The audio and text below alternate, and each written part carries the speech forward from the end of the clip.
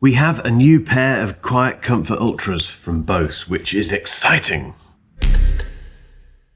So these are the Bose QuietComfort Ultra earbuds. I reviewed them 2 years ago and I love them. The audio, the noise cancelling, which I think is still the best on the market when it comes to earbuds, were just utterly superb. However, there were some problems which you guys were very quick to point out. Firstly, the lack of multi-point connectivity for Bluetooth. You could only connect these to one device, which was a bit limiting. I completely agree. Also, some of you had problems with these with calls. I didn't have that issue personally, but telephone calls for some of you were a bit of a struggle on these. And also, there were a few connectivity problems where people would experience intermittent dropouts via Bluetooth with these. So there were some problems, but they were very good. And now we have a brand new pair. This is the second gen. They look very similar.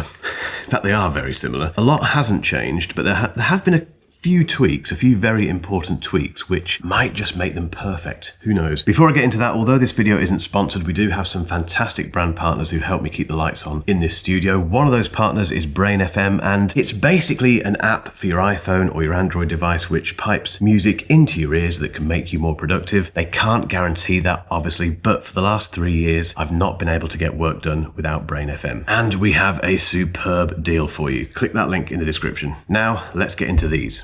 Let's start with price, and they are the same price basically as the first generation were at launch, £300, $300-ish, which means they are expensive. They are the top end when it comes to noise cancelling earbuds. However, the first generation are now cheaper. So if you shop around, in fact, you don't need to shop around. I think even Bose at the time of filming are selling these for less, and on Amazon you can get them for less as well. We'll put links to both in the description so you can go and choose them if you want to. But just bear in mind that the first gen, if you're not bothered about the new things on these, are a bit of a bargain now. Design and comfort, they are once again the same as the first generation, identical. There's only one difference apparently, which is the fact that the new ones have a new wax guard on the ear tip nozzle, which I've not even looked at. I don't really want to look at. That sounds gross, doesn't it? I won't show you this because you don't need to see that, but yeah, there's something there in a good way, but that's nice to know, I suppose, isn't it? But everything else is the same. And if you've never come across the Bose QuietComfort Ultra earbuds before, they're very comfortable. Incredibly comfortable. They're quite chunky, as you can see, compared to an AirPod Pro or a lot of other earbuds, to be fair. They're a bit of a chonk. However, that does mean that when you put them into your ears, they sit so beautifully in there. They do not disappear because they're so big, but they're very comfortable. And that is one of the benefits, just being the sort of earbuds that you can leave in all day and benefit from on long flights and long days in the office and that sort of stuff. I think they're the best. The only thing they're not brilliant at is running. They don't run, obviously, but if you're running with these in, for me anyway, I get this thing where I can hear them moving up and down, which I don't get on AirPods Pro. I don't get on a lot of other stem-based earbuds, but these ones just seem to create that fairly not pleasant feeling. No, it's not really a feeling, it's just a sound of the earbud moving up and down. And if you get sweaty ears, that sound increases. This might just be me, to be fair. I didn't see many people commenting about this, so maybe it is just my ears, who knows, but it's definitely worth mentioning. In terms of design of the earbuds, that is pretty much it. They are exactly the same as before, but that's a very good thing. The case has changed, not in the way that it looks, because again, it is identical. It's a bit on the big side. I am totally obsessed with headphone and earbud cases, as you might know. It's a bit big, however, it is now wireless charging compatible. So one of the big complaints about the previous generation was the fact that the case was not wireless charging enabled. This one is. Just a quick note on connectivity. I know some people had an issue with the first generation disconnecting from their phone completely randomly. I've not had that on either of these. So the first generation didn't disconnect for me ever. And the second generation, again, don't disconnect on my phone. And I've tried these on both Android and iOS and they're fine. So I genuinely can't comment on that because I've not had that problem. My guess is that if there was an issue, then Bose will be aware of that and hopefully will have made some changes in these to make those connectivity problems less of a thing or not a thing at all, but I've not experienced it. In terms of battery life, it's the same as before. 6 hours with noise cancelling turned on, 4 hours if you turn on immersive audio, which I don't do. Immersive audio is a little bit like spatial audio on the AirPods Pro. It's there if you want to use these for watching movies and TV shows, but I don't do that personally. And you get 24 hours in total with the charging case. Bluetooth 5.3 still, and we do get multi-point pairing on these, so you can connect them to more than one device. However, they've updated the first gen too. So these are now multi-point connectivity approved, available, whatever. Basically, multi-point connectivity is available on both. The audio is the same, basically. The same drivers, I believe, and also it's just the same.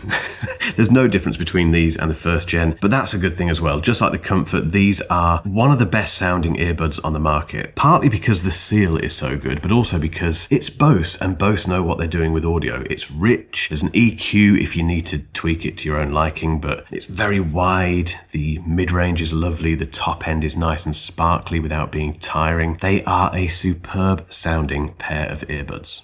Noise cancelling. Now, Bose has made some changes here. This is one of the big changes for the second generation. So they have enhanced the adaptive ANC with an AI-driven, and it has to be AI, doesn't it? It's an AI-driven algorithm layered on top of Bose's existing custom tune technology, which apparently should result in smoother transitions if you're going between different environments and better handling of sudden noise spikes. So if a siren passes you, or you're on a train and another train comes thundering past, all that sort of stuff. Now, I've tested this, and the differences between the second gen and the first gen they're there 100%. So a good example of this was on a plane where I was going between the two of them, and the second gen definitely cut out more of the bottom end rumble from the engines, 100%. And also the mid-range stuff, the kind of talking and stuff that I could hear in the background, was definitely less on the second gen. In terms of that kind of sudden change in environment and stuff, they are better. There's definitely something going on. Although I've not used a pair of noise cancelling earbuds or headphones that don't struggle with those kind of environments and those kind of sudden changes in noise, but these definitely deal with it better than the first gen. However, the first gen are still absolutely amazing when it comes to noise cancelling. They really are, and that is where these kind of tests have to be taken with a pinch of salt, because I'm A/B testing them. I'm putting these ones in, having a listen, taking them out, and putting the first generation in. You're never going to do that. You watching this, I'd be very surprised if you've got the time, inclination, or you just won't do it at all. Only us reviewers do this, so please take it with a pinch of salt. The first gen, like I said before, if you can get them for a decent price, then they're still the best, I think, noise cancelling earbuds on the market. It's just that the second generation are better, a bit better. That can't be a bad thing, but that's the reality here.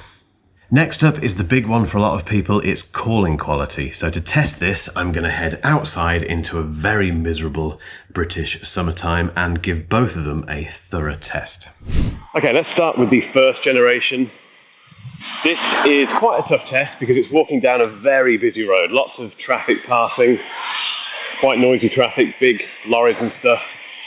And it's a typical scenario, I'm sure you'd agree. You know, you're walking down the road, you're talking to your friend, your family member, whatever.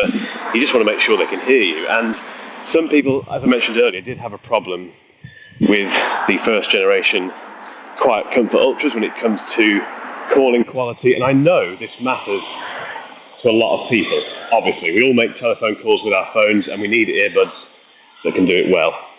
The other thing I will be commenting on is the quality of the pass-through mode. So that's when you can hear the outside world and hear your voice while you're talking on calls like this. On the first gen, it's not bad. It's not as good as AirPods Pro 2, but then nothing is. Nothing can beat Apple when it comes to transparency mode for some reason. That's still the case, but it gets the job done. So this is the first gen. Let's switch to the second gen. Okay, now it's the turn of the second generation. The exact same bit of road. We've got some traffic coming past now. Again, there's some wind, light wind, hitting the earbuds.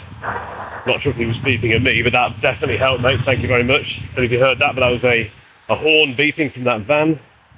The pass-through mode feels identical, to be honest. I can't hear myself any clearer. I can't hear myself any worse. It just gets the job done. It's absolutely fine. Again, not up to AirPods Pro 2 standards, but I'm still waiting for another brand to do that. So again, oh, here's a sirens. There's an ambulance coming past.